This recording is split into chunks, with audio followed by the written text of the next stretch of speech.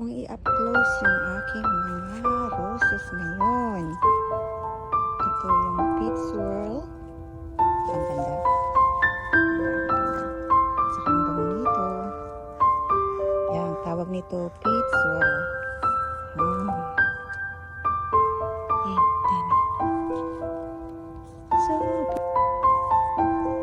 English rose to David Austin. Pag sinabi nila mga English roses, David Austin, mahal sila. Yan.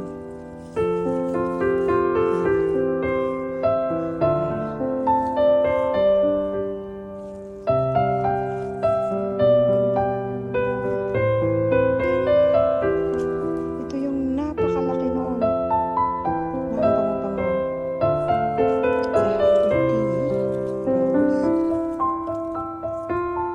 Second class na nila lahat itong mga roses.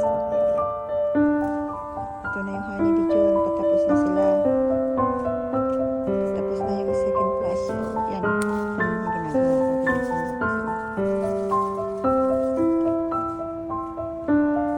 Ito yung Love Rose. Patapos na rin yung second class niya. Hindi siya maganda this year. Pero tignan mo. Tignan ninyo. So, maganda. So, pero it doesn't look good this year. Kasakit siya. Yung Coco Loco. Second flush. First flush.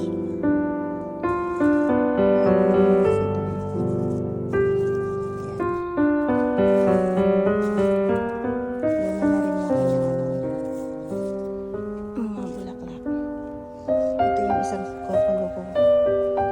Mas bago yung mga bulaklak niya. Ganito ang itsura niya. Pagano siya. Ang ganda.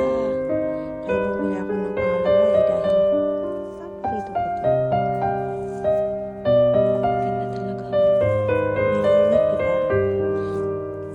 Meron ng mga ganito na sa Pilipinas. Curious. Ganda talaga. Nakaka-inlove. Ito yung anong tawag ulit? Nakalimutan ko na. Heirloom.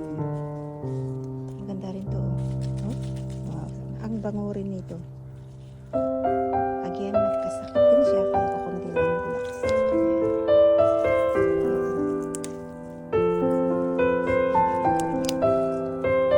Ito yung Moonlight Magic. Luma na yung bulaklak, kaya ganyan na.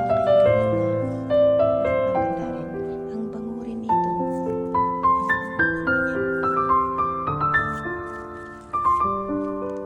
Yung maliit. Ito yung maliit na to. Pinili ko lang din sa Canadian Tire.